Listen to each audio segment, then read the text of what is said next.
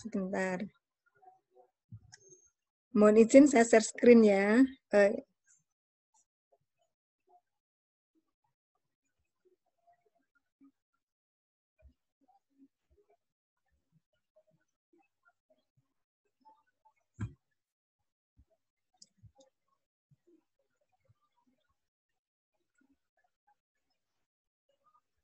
Ini terima kasih. PowerPoint-nya saya ambil dari PowerPoint-nya Pak Gersman dari Universitas di Amerika kalau nggak salah, itu tentang statistik tentang kesehatan ya. Terima kasih Pak Gersman ya. Insya Allah kita bahas mengenai interval kepercayaan.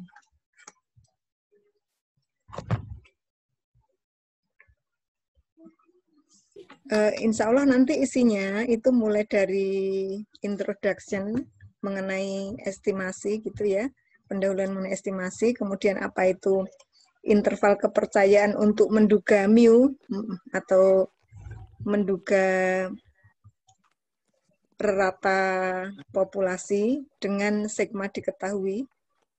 Kemudian nanti kalau misalnya seandainya kita mempunyai riset yang terkait gitu ya,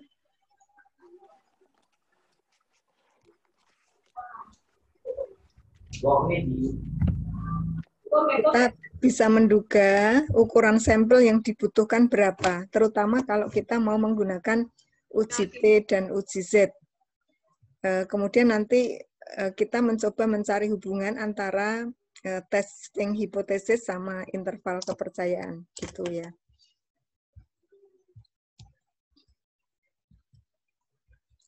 Kita kenalan dulu dengan istilah-istilah ya. Untuk estimasi atau bahasa Indonesia pendugaan. Nah, pendugaan itu ada yang namanya disebut sebagai pendugaan titik. Kalau kemarin kita kenalan di kereta gitu ya, kemarin siapa yang naik Progo ke Jakarta itu ya, kemudian kenalan dengan mbak-mbak yang cantik, terus ditanya, UNY itu di mana toh?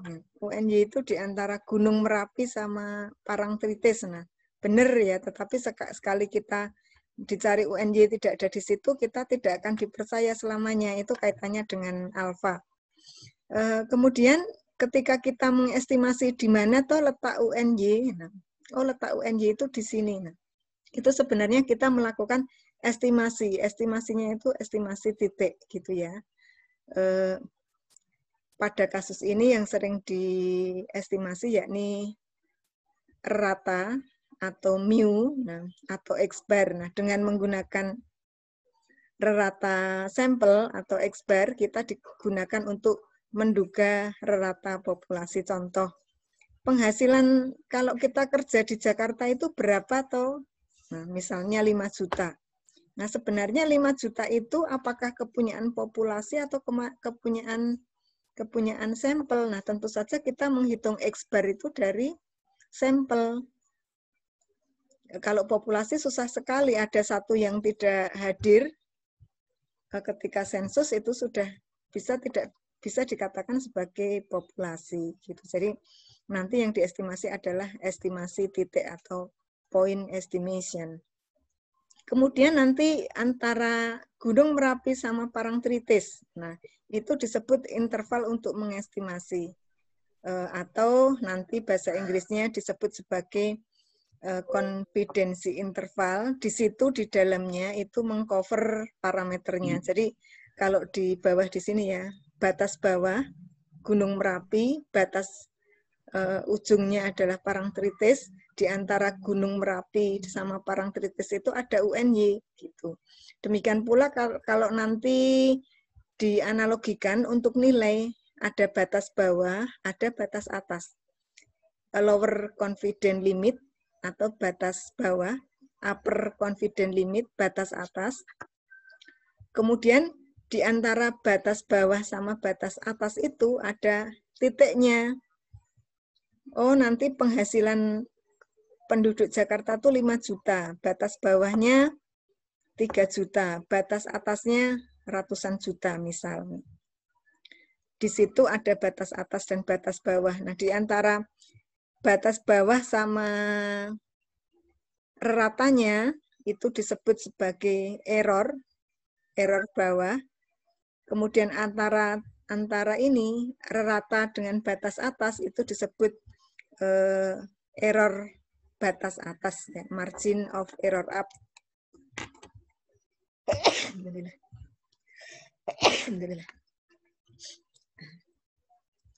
Kemudian kita lanjut masalah rasional interval kepercayaan 95% ya. Seperti kemarin ya, ketika kita kemarin diskusinya kalau nggak salah kita nggak boleh percaya 100% gitu kan ya. Iya, Bu. Kalau kita percaya 100% kepada pasangan kita, sekali dikhianati kita kecewa sekali. Tapi ketika kita ngasih ruang, jadi kita percaya sama suami kita, percaya sama pasangan kita, percaya sama teman kita, 95% saja, maka 5%-nya tidak percaya, itu ada ngasih peluang sebenarnya teman kita. Kalau ada kesalahan dimaafkan, tetapi kalau kita percaya 100% berarti nanti ada kesalahan tidak dimaafkan. Nah, seperti itu. Jadi kalau 95% interval kepercayaan itu berarti 5%-nya tidak percaya. Gitu. 5% yang tidak percaya itu membuka peluang kalau adanya kesalahan. Jadi kadang-kadang kita lebih enak membuka peluang adanya kesalahan daripada menganggap seseorang atau menganggap sesuatu tuh terlalu sempurna. Kalau menganggap seseorang sempurna, kalau ada cacat sedikit kita tidak akan memaafkan gitu. Kemudian nanti, interval kepercayaan itu bisa seperti ini ya, gambar sebelah kanan. Kalau gambar sebelah kiri penjelasan kenapa 90%. Kenapa 95%. Nanti kalau kita bagi, di gambar sebelah kanan, kalau percayanya itu 95%, batas bawah salah itu 2,5%, batas atas salah 2,5%, jadi kesalahannya itu 5%. Nah, sehingga 5 ditambah 95 sama dengan 100% ya. Jadi nanti kalau kesalahannya itu 10%, berarti batas kiri kesalahan 5%, batas kanan kesalahan 5%, jadi tengahnya adalah 90%. Kemudian persentase itu ditentukan apa? Mungkin saya ini dulu pakai papan tulis ya.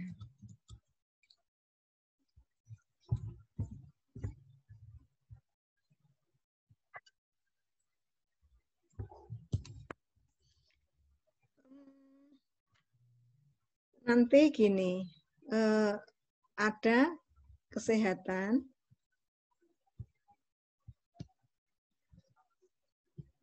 kemudian ada sosial humaniora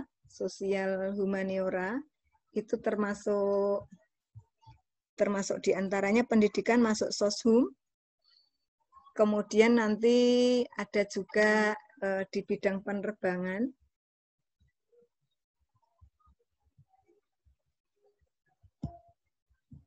Gitu ya. Beberapa peraturan tidak tertulis ya. Kalau yang namanya, ini tangtung itu ada yang masuk kok.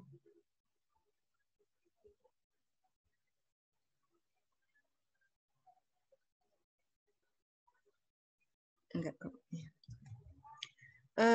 Untuk kesehatan itu biasanya kesalahannya itu 1%.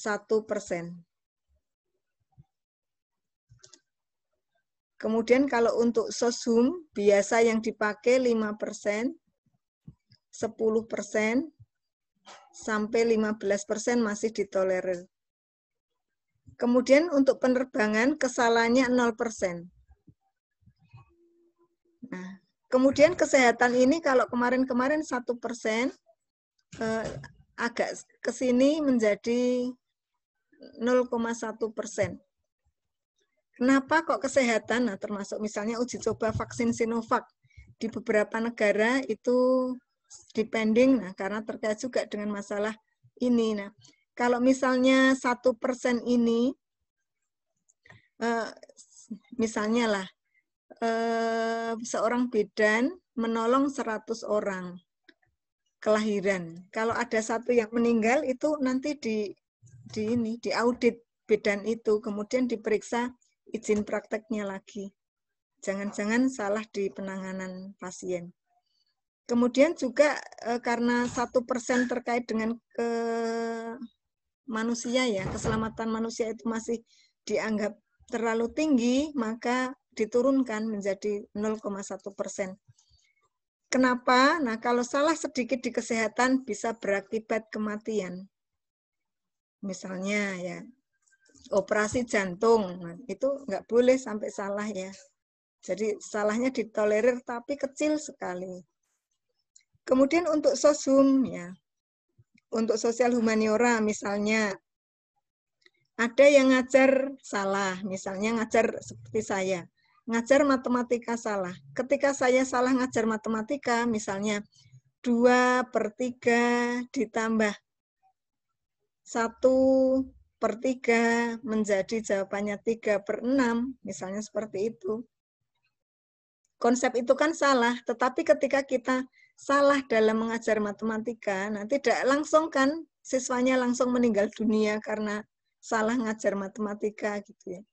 Atau Bu Heri salah ngajar statistik, nanti mas-mas pulang terus langsung tidak bisa tidur misalnya gitu. Nah, kalau tidak bisa tidur mungkin, tetapi kalau yang lain insya Allah tidak ya. Jadi tidak seperti itu. Jadi kaitannya dengan resiko. Nah, termasuk 15% masih dimaafkan kalau untuk sosum. Jadi yang paling sering digunakan 5%, 10%, 15%. Kemudian kalau penerbangan itu 0%. Nah, jadi dalam penerbangan yang namanya pilot itu kenapa gajinya mahal?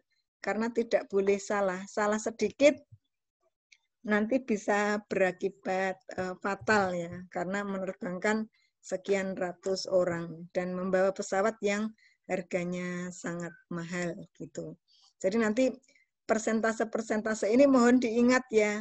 Kalau misalnya nanti ada soal yang persentasenya tidak diketahui, Mbak-mbak pakai ini. Kalau nanti konteksnya kesehatan, konteksnya obat, ambillah 1%. Kalau nanti konteksnya sosial humaniora terkait dengan orang, terkait dengan ekonomi, ambil 5-10%, 15% juga jarang, ini jarang. Yang paling sering ini ya, ini. Kemudian nanti kalau penerbangan ya konfidensi interval 100%, tidak boleh salah. Gitu. Ini perjanjian tidak tertulis di statistik ya, yang sering kita gunakan.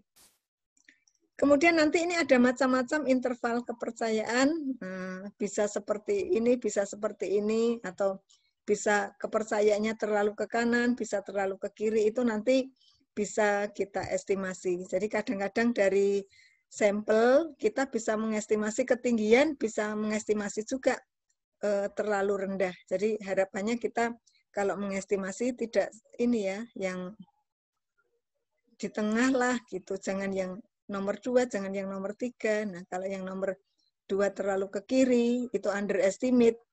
Kalau yang di nomor 3 ini overestimate gitu. Harapannya ya di sini nomor yang ini ya, sekitar ini. Jadi antara rata sama mu itu cocok mendekati, tidak terlalu jauh. Kemudian untuk menghitung kepercayaan, ada yang mbak-mbak yang dari fisika atau dari IPA gitu ya, ketika waktu SMA itu ada namanya praktek fisika yang namanya error itu nanti ditulis M itu 2 SE.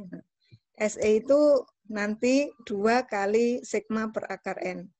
Atau nanti kalau dalam interval kepercayaan 90%, X bar,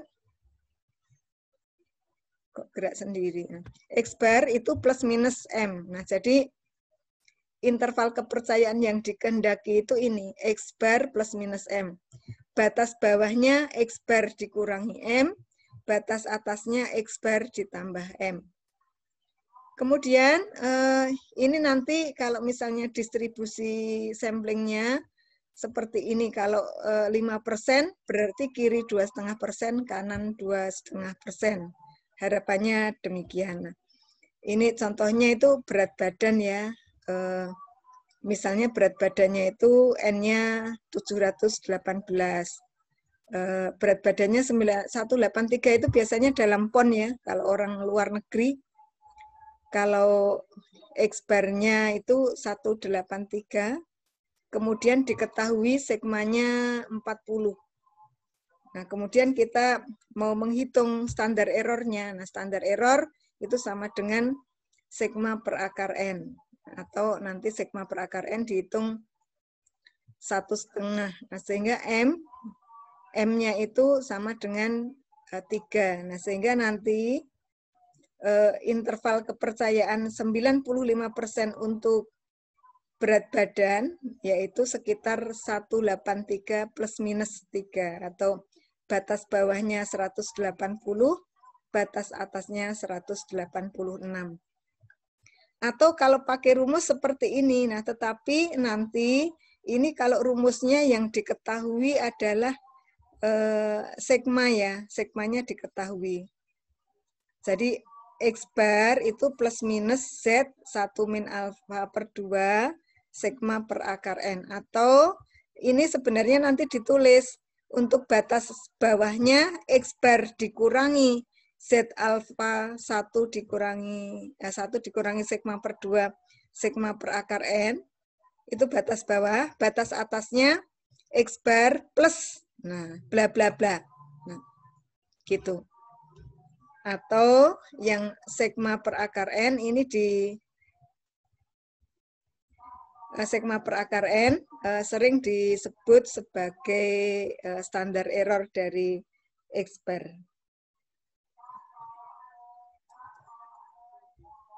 Sebentar, ada yang nggak jadi masuk. Tadi kayaknya ada yang mau masuk.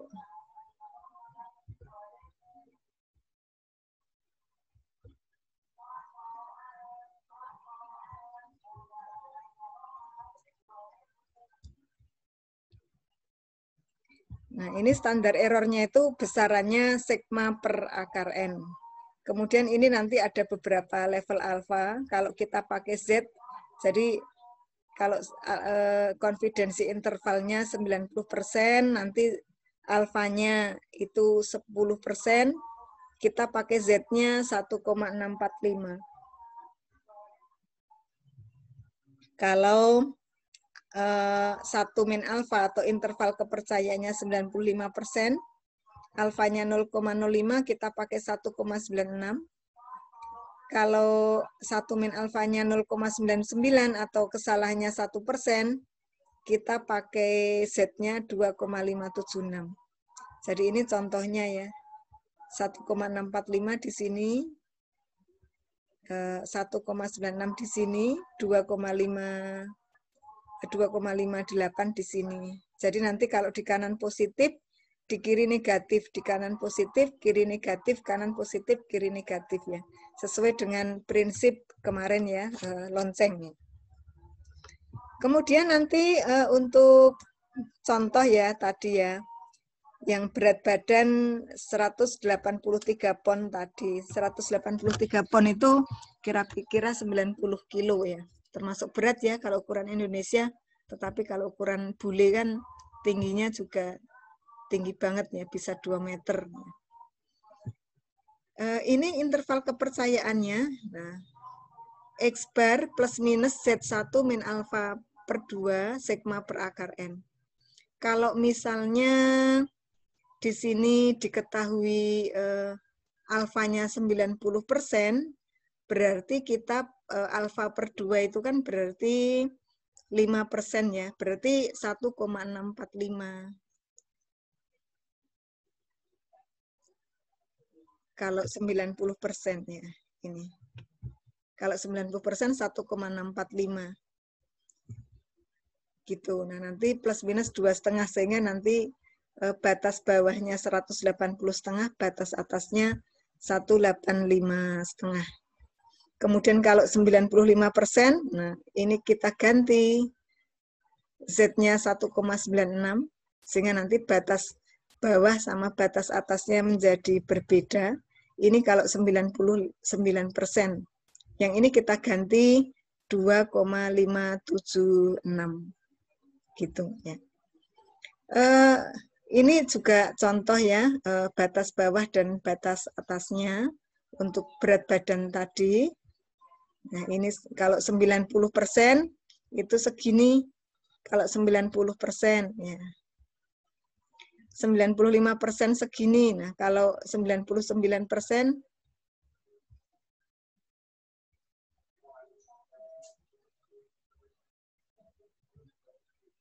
99% segini. Nah, jadi memang yang paling panjang 99% atau mendekati 100%.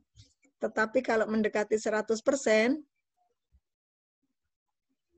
itu seperti tadi, ketika ada kesalahan kita tidak akan percaya lagi.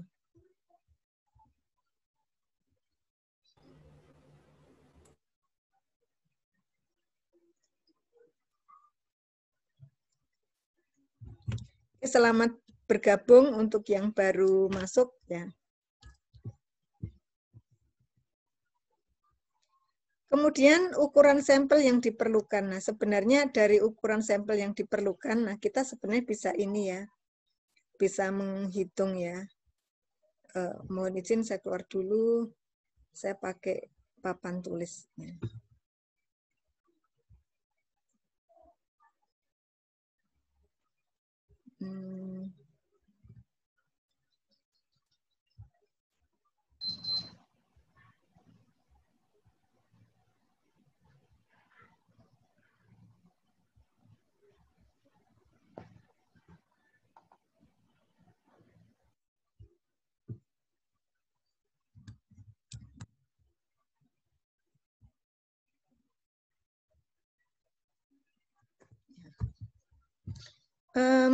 Tadi mau menggambar ini ya, Z gitu ya, Z 1 min alfa per 2 sigma per akar N itu kan sama dengan error ya,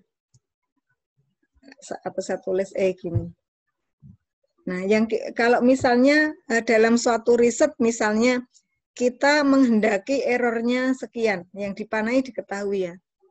Saya mau riset saya errornya hanya kecil, errornya sekian. Data awal sekian. Z ini bisa ambil dari tabel. Nah, berapa ukuran sampel yang diperlukan ketika mau errornya sekian? Sebenarnya filosofi ini yang kemarin dipakai untuk memperkirakan Presiden Amerika siapa yang menang. Seperti itu ya. Jadi kalau misalnya dengan ukuran sampel sekian, saya bisa memprediksi errornya sekian. Sehingga nanti dari awal Trump itu segini, kemudian Biden itu segini. Nah, seperti itu. Nah, sekarang dibalik, kalau saya errornya maunya sekian, Z ada di tabel, sigma sekian, N-nya itu berapa yang diperlukan. Nah, ini kita bisa hitung, ini kita pindah ya. Z 1 min alfa per 2 sigma dibagi E, nah itu sama dengan akar N. Atau ini searti dengan N gitu ya, sama dengan ini dengan Z 1 min alfa per 2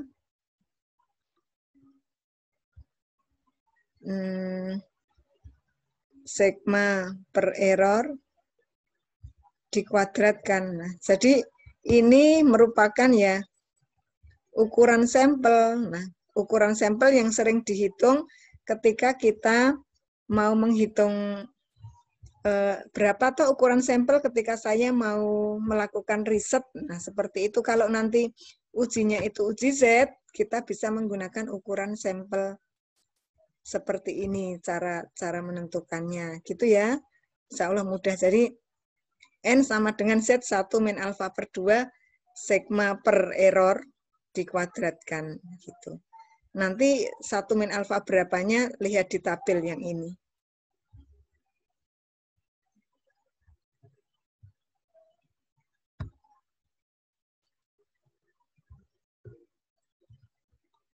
Kemudian ini contoh pengambilan sampel. Nah, kalau misalnya kita menghendaki kesalahannya itu 5. Errornya itu 5. Kita menggunakan N 34,6. Nah, karena ukuran sampel itu dibulatkan ke atas, kita pakai 35 ya. Kemudian kalau M-nya diperkecil atau errornya diperkecil, di sini kita memerlukan ukuran sampel 139.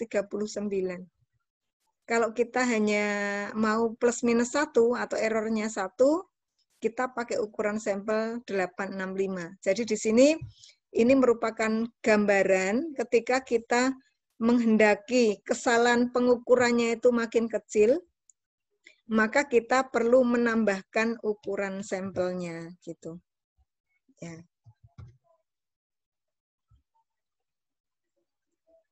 Tadi perasaan Mbak Sri Wahyuningsih sudah gabung ya? Atau ganti gadget? Nah, jadi di sini sebenarnya menghitung presisi ini, menghitung M ini dalam rangka meyakinkan ya, agar yang estimasi yang kita lakukan itu yakin gitu.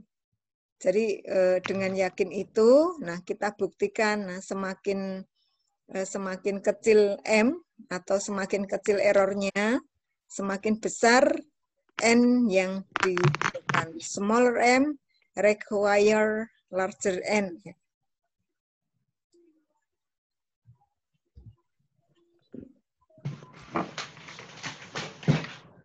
Kemudian bagian akhir dari ini ya, bagian akhir dari konfidensi interval, yakni masalah menolak H0 dan menerima H0 ya. Jadi nanti ketika kita mau percaya, statistik saya percaya menguji 90% konfidensi interval kaitannya dengan H0. Misalnya seperti ini. Kita menguji apakah mu itu berada di 180. Nah, mu-nya itu di sini 180. Kemudian kalau misalnya itu batas bawahnya 177, kemudian 182 itu masih berada pada rentang ini, berarti H0 mu sama dengan 180 itu merupakan suatu hal yang betul.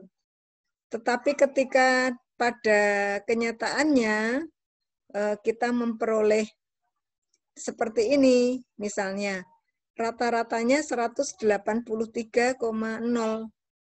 batasnya 182, nah berarti tidak ditolerir.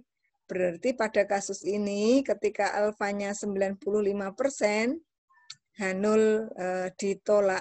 Jadi H alternatif yang benar, jadi ratanya tidak sama dengan 180. Atau menolak H0 pada alfa 0,05 gitu ya. Nah, kita coba ketika H0 0,01, nah ternyata diperoleh di sini. Ya, sebelah kiri mepet ya. Gitu. Jadi di sini merupakan gambaran menguji H0 itu bisa menggunakan konfidensi interval. Itu mas-mas dan mbak-mbak. Kemudian untuk latihannya, kita pakai buku yang punya kita ya. Modul statistika konfidensi intervalnya.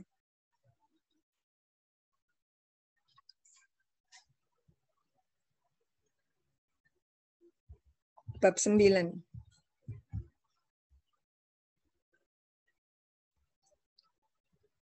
Oh ya, sama ini ada tambahan ya.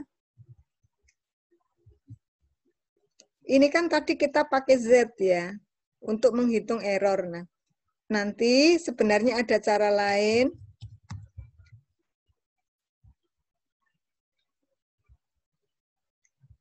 Ketika kita pakai Z, nanti alternatifnya kita pakai T. Ketika pada suatu populasi sigma diketahui, kita pakai Z. Tetapi kalau S yang diketahui, standar deviasi ya, standar deviasi populasi itu sigma diketahui. Tetapi kalau tidak diketahui dan hanya S yang diketahui, kita pakai rumus T. Nanti rumusnya sama, hanya T sama ininya aja yang beda. Atau misalkan di sini ketika N lebih dari 30, kita pakai Z lebih besar ya. N lebih besar sama dengan 30. Namun ketika N kurang dari 30 dan sigma tidak diketahui,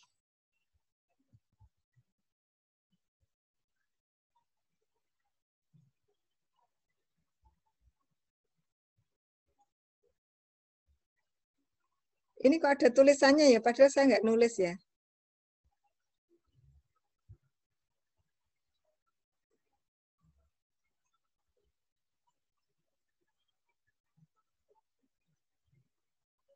Ada yang bisa menjelaskan, pakar IT yang bisa menjelaskan di sini?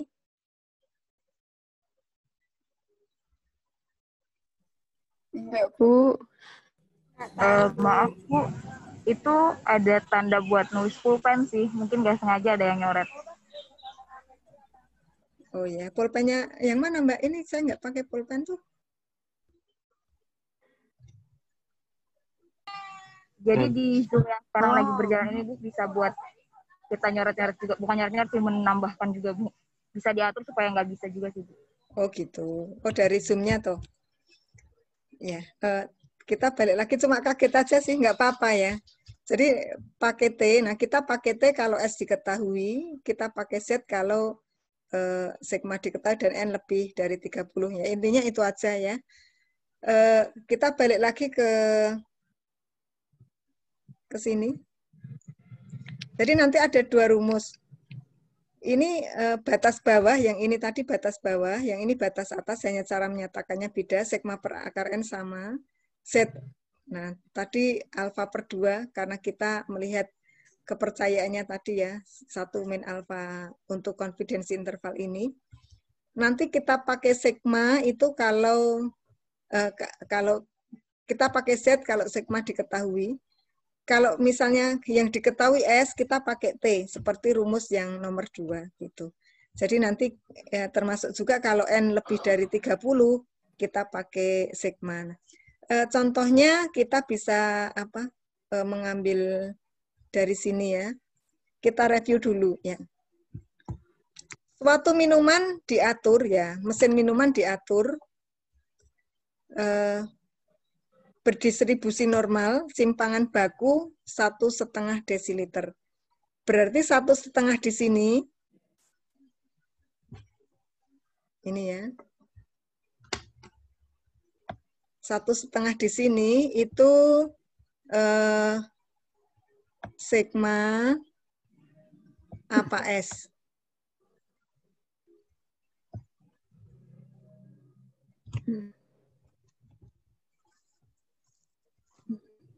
Suatu mesin minuman, berarti mesinnya ya.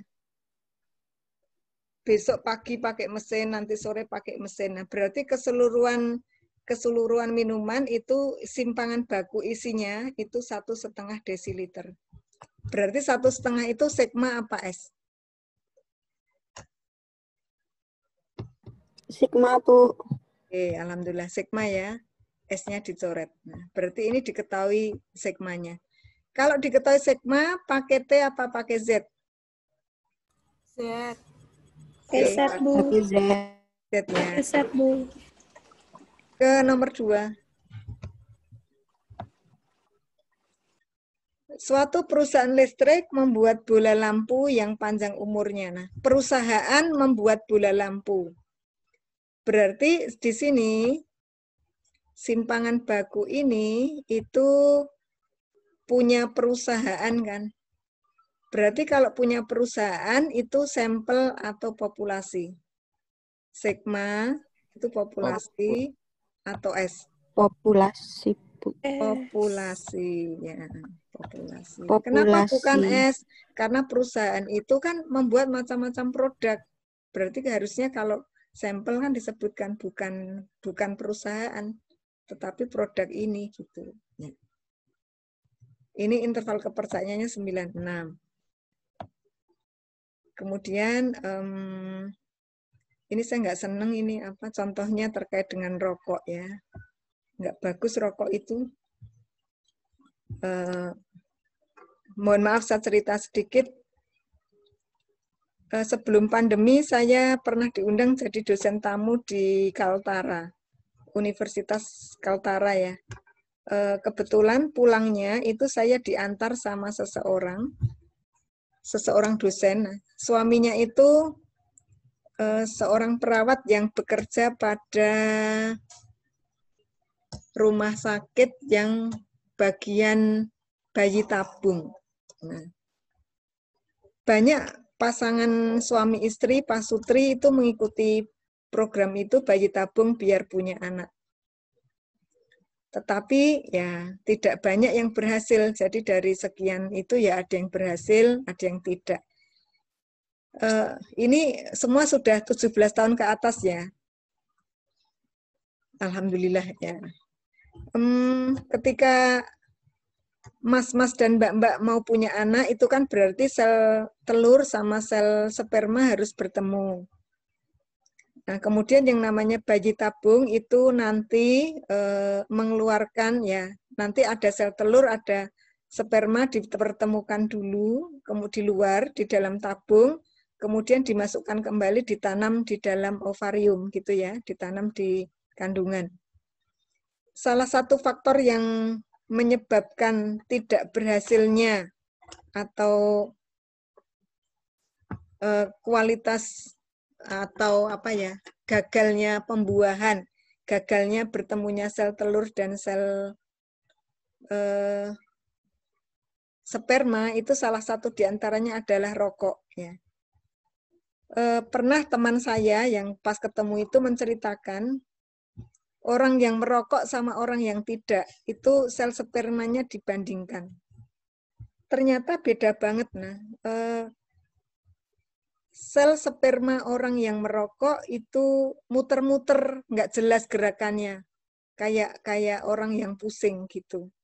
Itu sel sperma orang yang merokok. Nah, sementara sel sperma laki-laki yang sehat, yang tidak merokok, itu teratur sekali, gerakannya bagus, tertata. Nah, dari situ sudah kelihatan bahwa dari merokok saja ada dampaknya ke sel sperma yang kecil banget. Nah, apalagi dampak ke kesehatan ya. Ternyata merokok itu ya ada 300 jenis kandungan zat kimia yang tidak direkomendasikan untuk dikonsumsi manusia ya. Nah, ini ya.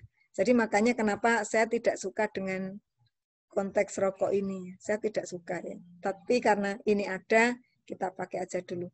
8 batang. Nah, ini N-nya aja sudah 8 ya. Kemudian buatlah selang kepercayaan 98%. Menganggap sekian. Nah, sekarang kita cermati kalimat pertama.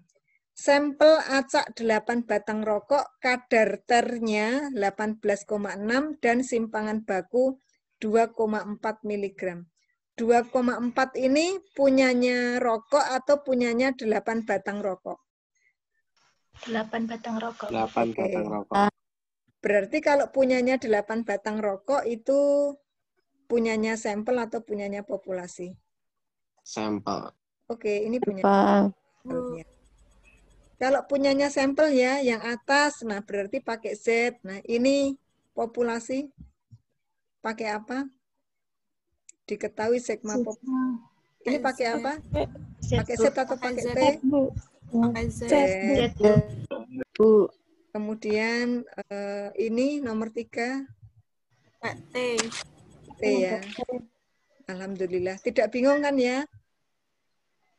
Enggak, Bu. Belum. Tidak bingung. Alhamdulillah. Sekarang dicoba ya. Mas-mas yang masnya ada berapa toh ini? Masnya nggak banyak ya. Atau yang PEP. Yang PEP mengerjakan nomor 1, yang TP mengerjakan nomor 3. Yuk silahkan kita nambah materi biar bisa nambah materi.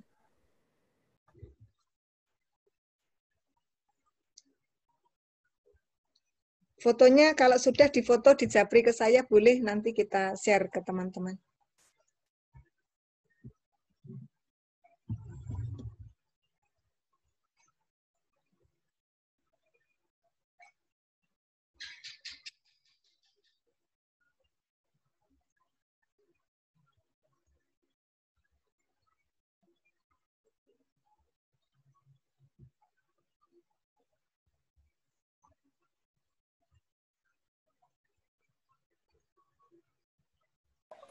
Ibu, mohon izin. Monggo. Boleh minta bantuan untuk ditampilkan yang bagian nilai dari taraf kepercayaan itu ya Bu, yang harganya. Oh, yang tadi? Yang ya, yang PPT. Makasih Bu. Sama-sama. Ini adanya Z, yang T harus buka tabel ya.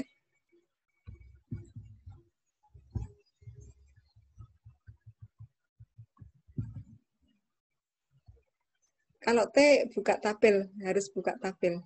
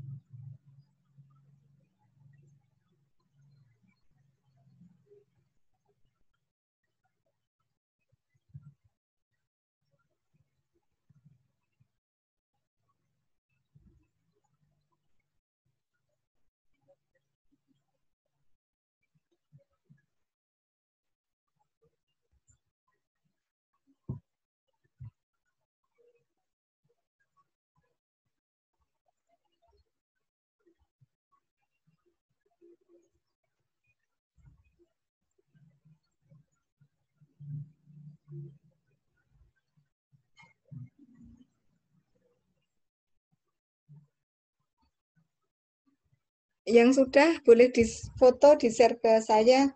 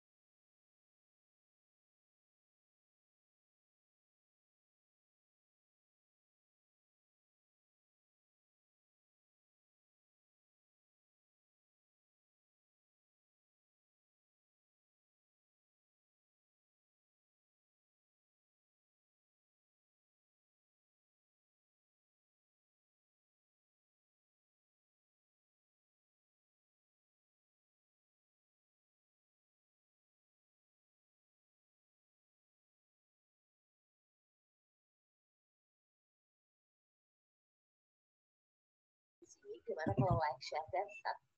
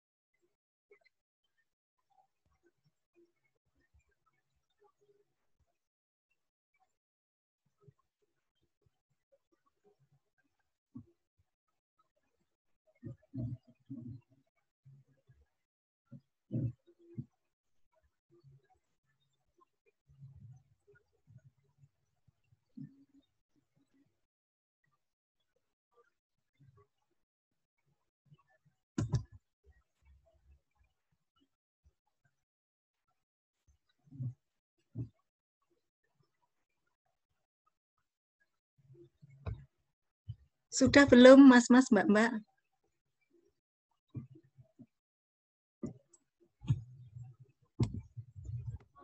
Belum, Bu. Masih berjuang. Nah, Sudah saya kirim ke WA Ibu. oh ya. Sudah, Bu.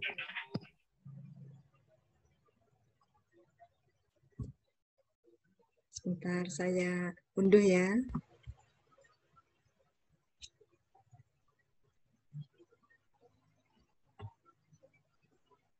Yang gambar jam yang Mbak Sri Wahyuningsih ya?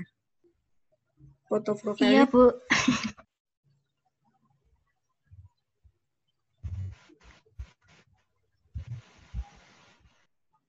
Yang satu lagi belum dikirim ke saya, Mas.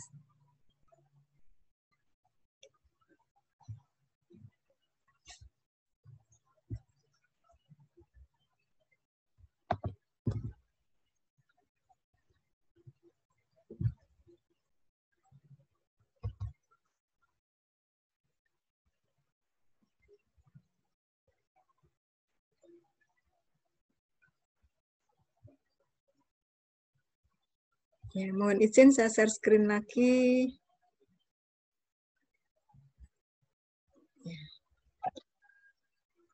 Ini sigmanya 1,5 ya, berarti karena sigma tadi yang nomor 1, nah, interval kepercayaannya berapa? Tinggal kita masukkan saja Z alfa per 2. Ratanya 22,5. Kemudian Z 0,025, 1,96. Berarti 22 batas bawah, batas atasnya 22. Nah, jadi intervalnya antara ini dan ini. Tidak masalah ya, Bisa ya semua ya, hanya memasukkan di rumus ya.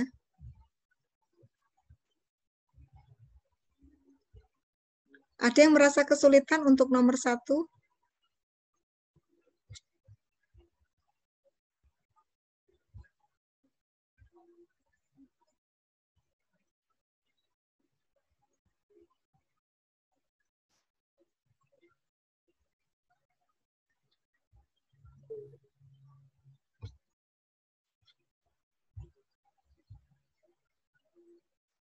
Tidak masalah ya. Coba sekarang yang nomor 3. Ditunggu.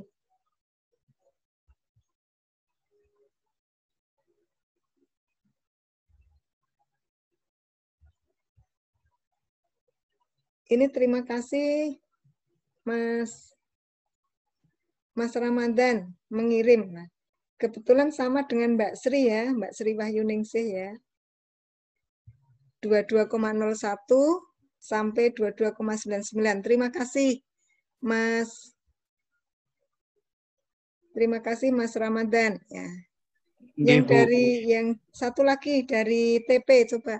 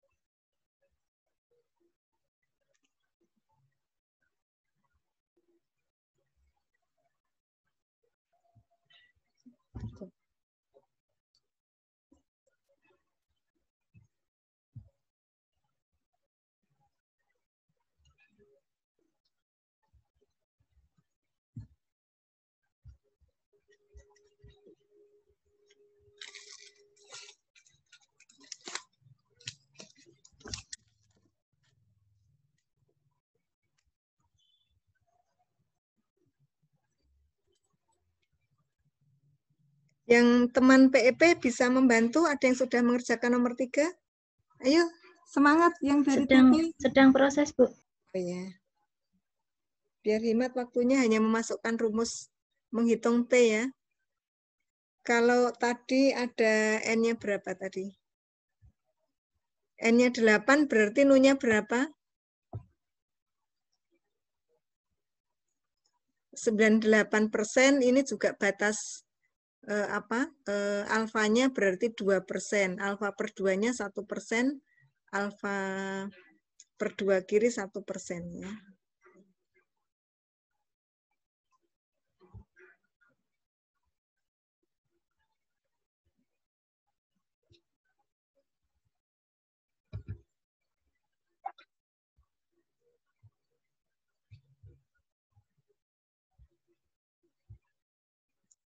N-nya 7, T, ya.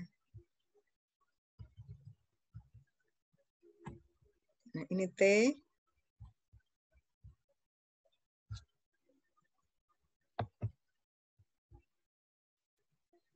Nah, ini. Kebablasan. N-nya 7, 0,01 ya. Kita pakai 2,998.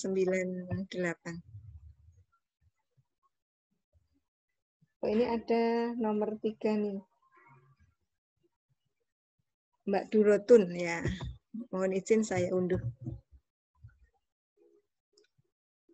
2,998.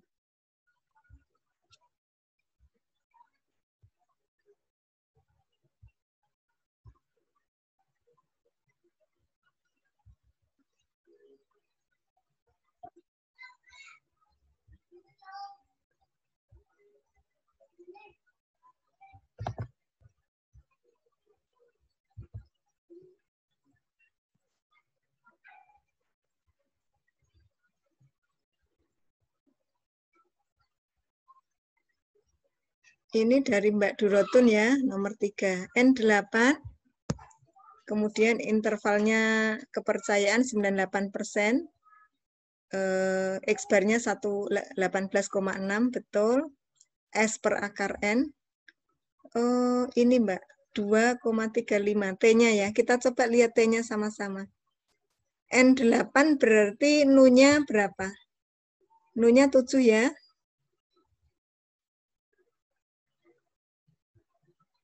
N8 Nu-nya 7. Terus kita ambil karena batas kiri, batas kanannya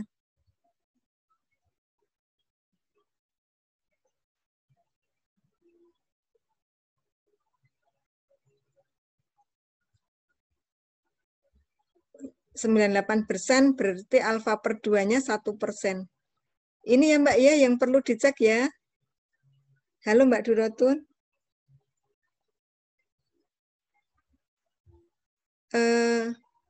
T alfa per 2 ya. T alfa per 2 Nu-nya 7 ya. Sebentar, mohon izin ada tamu.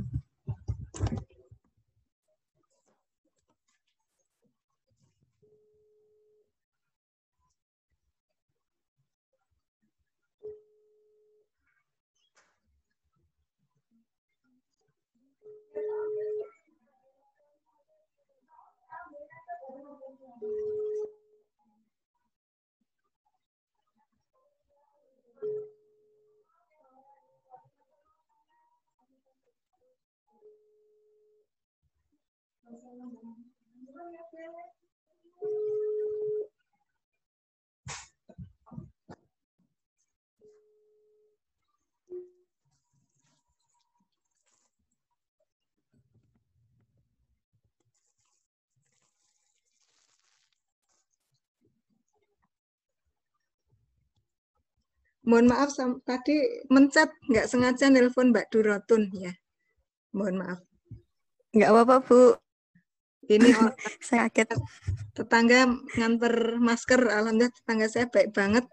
Jadi setiap orang dikasih masker 6 ya. Ya semoga ini ya Mbak Allah yang membales. Jadi untuk Mbak Durotun ini ya Mbak sedikit perlu diperbaiki ya. Halo, tahu di mana yang perlu diperbaiki belum?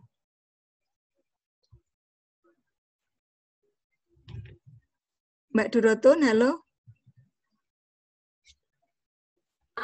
Halo, Bu. Ini tadi ada ibu saya. Mohon maaf, Bu. Oh ya. Oke, jadi tadi lihat tabelnya yang perlu diperbaiki ya. Iya, Bu. Nanti 1,415. bukan, sebentar. Saya share screen ya. Tabel T.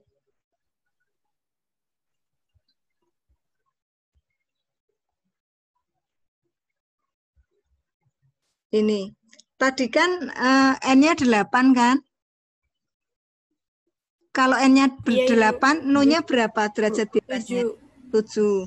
Kalau 7, terus alfanya 0,01 karena kiri 0,01, kanan 0,01. 2,998. 2,998, Bu. Ini ya, 2,998 ini ya. Iya, Bu. Ya gitu. Mbak Durotun kurang teliti aja lihat tabelnya ya, Mbak. Iya, Bu. Jadi kalau latihan seperti ini, Ibu meminta diperbaiki itu bukan bermaksud menjatuhkan, tetapi koreksi ke depan biar itu ya lebih baik dan juga koreksi buat teman-teman semua. Terima kasih Mbak Durotun dan Mbak Sri Wayuningsih yang udah share hasilnya gitu. Oke, terima kasih Mbak-mbak dan Mas-mas yang sudah. Kita lanjutkan sedikit, masih ada waktu. Masalah uji hipotesis. Jadi nanti hipotesis itu ada 2, hipotesis 0 dan hipotesis alternatif. Tetapi untuk tes statistiknya kita 92 sampai 96, insya Allah pekan depan kita masuk ke hipotesis 0 dan alternatif dulu. Terminologinya ada populasi, itu keseluruhan value. Kemudian untuk sampel itu hanya sebagian kecil. Kemudian untuk statistical inference itu proses penyimpulan statistik, kemudian ada testing hipotesis, itu menguji hipotesis, ada estimasi. Tadi istilah estimasi itu memperkirakan. Kemudian parameter itu ada ukuran ya. Kemudian statistik itu yang dihitung dari sampel. Nanti kaitannya dengan simbol ya. Simbolnya nanti ada simbol populasi, ada simbol sampel. Nah, insya Allah nanti ini ya sudah kita cermati ya. Jadi gini. Dari data yang ada itu kan misalnya gini. Mas Ramadan sering ke laut enggak? Senang ke laut enggak Mas dulu Ramadan? Iya, Bu. Nah, ke lautnya ke laut mana, Mas?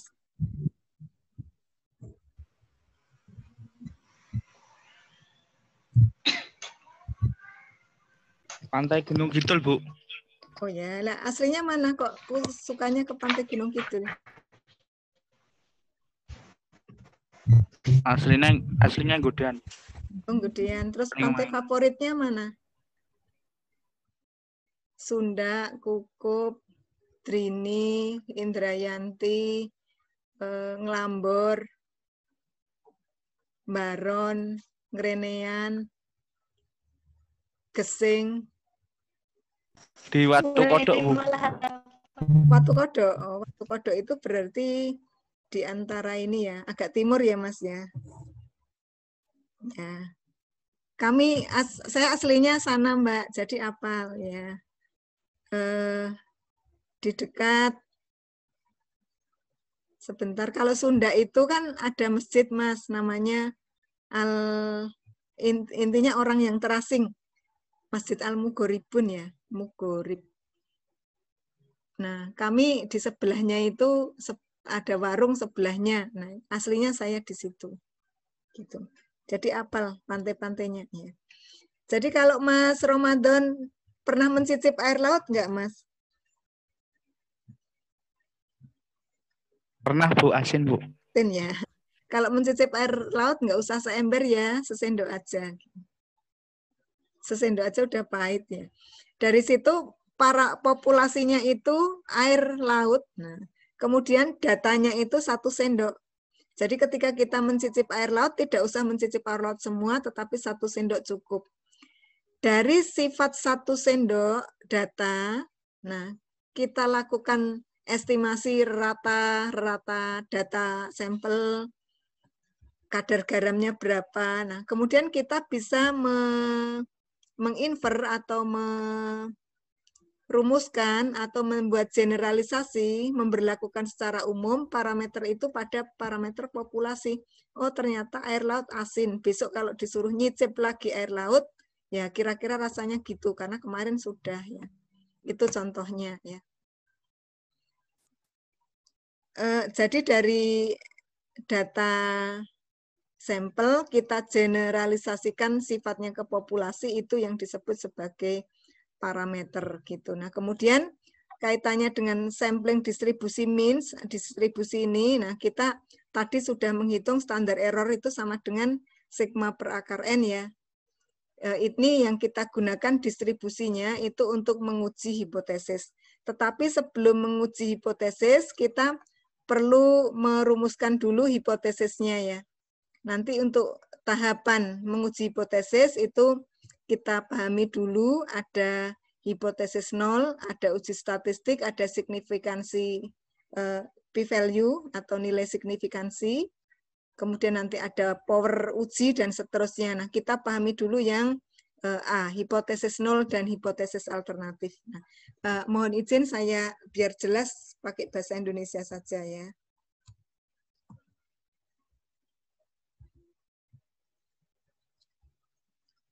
Jadi misalkan ya, rektor UNY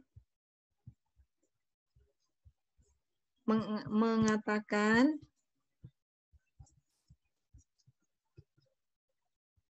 skor TOEFL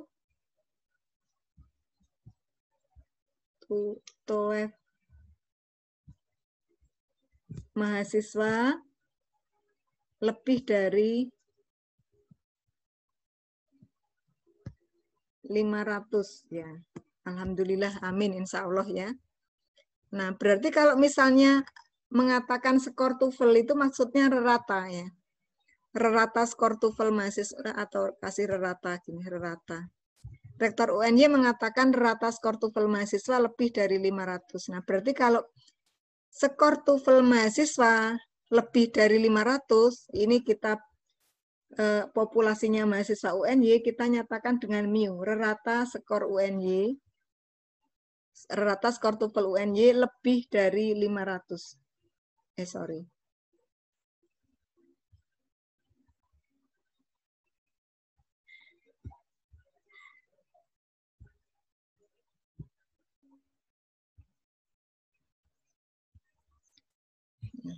Kemudian lawannya lebih besar apa? Lebih kecil. Ya, lebih kecil. Ada sama dengannya ya. Nah, lebih kecil atau sama dengan 500. Ini mu. Yang ada sama dengannya itu disebut sebagai H0. Yang lawannya itu disebut sebagai H alternatif. Jadi nanti, nah, lainnya Mas, yang di grup lainnya Mas itu siapa aja?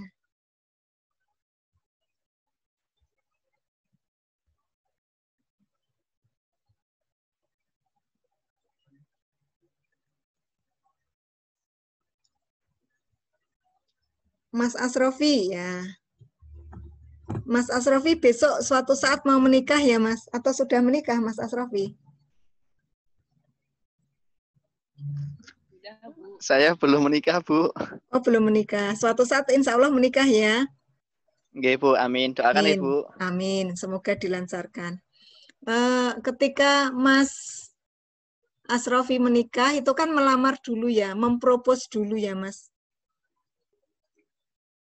Terus ketika mempropos itu kan ada dua peluang. Lamaran diterima sama lamaran ditolak gitu ya. Nggih, Bu. Semoga diterima. Semoga diterima Amin. dan diterima, tidak ada ditolak dan ya. Amin, Tidak Bu. ya. Jadi tetapi pada realitasnya, nah seperti lamaran tadi, H0 itu ya hipotesis itu dirumuskan menjadi dua. Nanti sebagian diterima, sebagian ditolak. Yang H0 itu mu kurang atau sama dengan 500, nah itu disebut H0. Kenapa disebut H0? Karena memuat sama dengan. Bisa begini, bisa begini. Nah itu disebut sebagai H0. Kemudian alternatifnya yang tidak sama itu bisa begini. Ini lawannya ini ya. Sementara ini lawannya apa? Lebih besar. Yang ini lawannya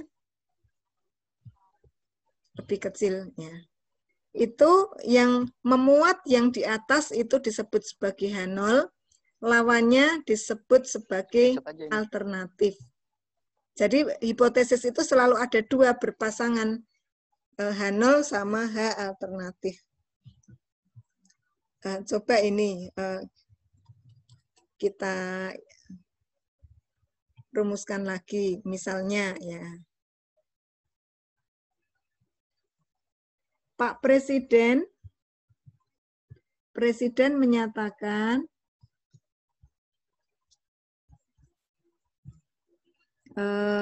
penghasilan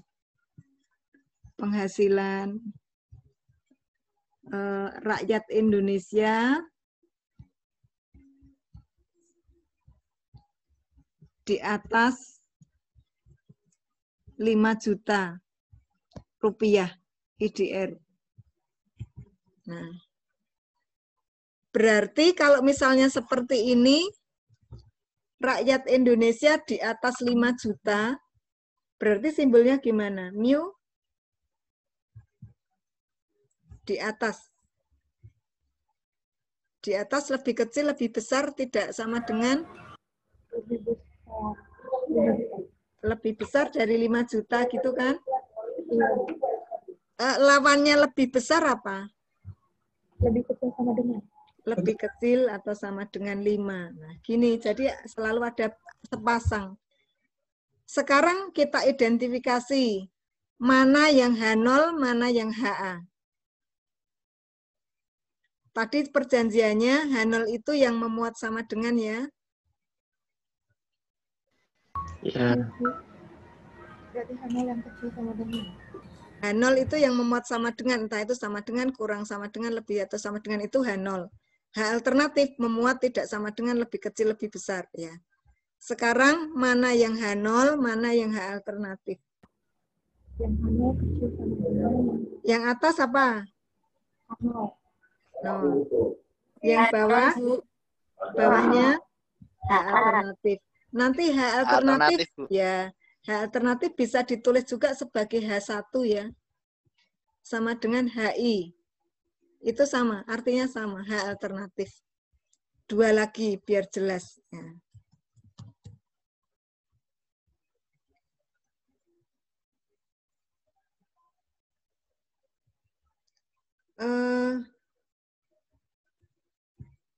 Rata berat badan setelah diet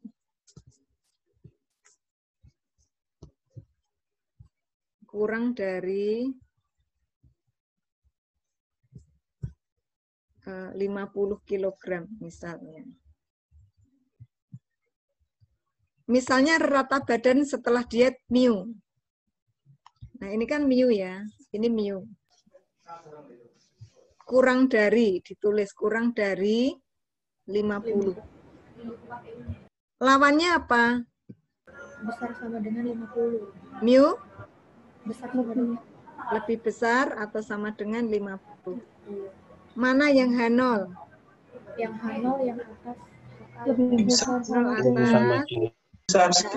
H alternatif bawah. Gitu ya. Sudah jelas ya? Jelas, Bu. Oke, jelas. Nah, kalau sudah jelas, sekarang latihan merumuskan hipotesis. Nanti seperti ini, bikin dulu pernyataannya, kemudian bikin dulu kalimatnya, diurutkan. Yang sama dengan itu selalu di atas, yang tidak ada sama dengannya selalu di bawah, sehingga urut H0, H1, H0, H alternatif, dan seterusnya. Nah, tadi saya sudah sambil ngetik, alhamdulillah. Ini 5 ya. Di screenshot dulu, nanti dikerjakan di rumah, insya Allah kita bahas pekan depan sambil menguji hipotesis ya. Silakan dulu. Boleh, Bu. Boleh dia papan tulis yang sebelum terakhir, Bu. Ini? Atau sebelumnya lagi? Ini? Sudah? Sampun, Bu. Ini perlu nggak? Iya, sampun, Bu.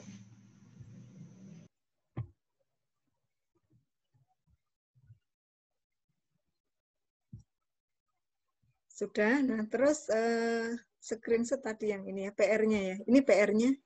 Monggo di screenshot. Sudah? Oke. Oke. Oke, sudah jam 17 ya. Masih ada pertanyaan? Tidak. Dari Mbak Reni, nomor 1 hasilnya 22,01 sampai 22,99. Betul, Mbak? Terima kasih konfirmasinya. Ibu.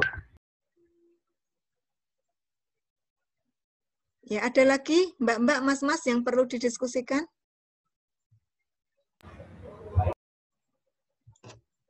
Sudah, Mbak Cutmaisaro? Sudah, Bu. Oke ya, selamat mengerjakan ya. Ada 5 PR kaitannya dengan rumusan hipotesis ya. Terima kasih atas semua perhatiannya. Insya Allah besok pekan depan kita lanjut ke pengujian hipotesis. Sebelumnya kita cocokkan dulu rumusan H0 dan H alternatif. Terima kasih atas perhatiannya dan terima kasih atas kerjasamanya. Alhamdulillah 28 orang, nah luar biasa ya. Sampai akhir komplit ya. Matur nuwun, semoga sehat selalu, semoga Allah memudahkan apa yang kita lakukan semua ini dan semoga menjadi berkah dan ilmu yang bermanfaat untuk masa depan. Jangan lupa ya, jaga iman dan jaga imun. Semoga kita selamat dari krisis di masa pandemi ini. Akhirul kalam, Assalamualaikum warahmatullahi wabarakatuh. Salam sehat selalu. Waalaikumsalam warahmatullahi wabarakatuh. Terima kasih, Bu. Terima kasih, Bu. Banyak, Ibu. Misal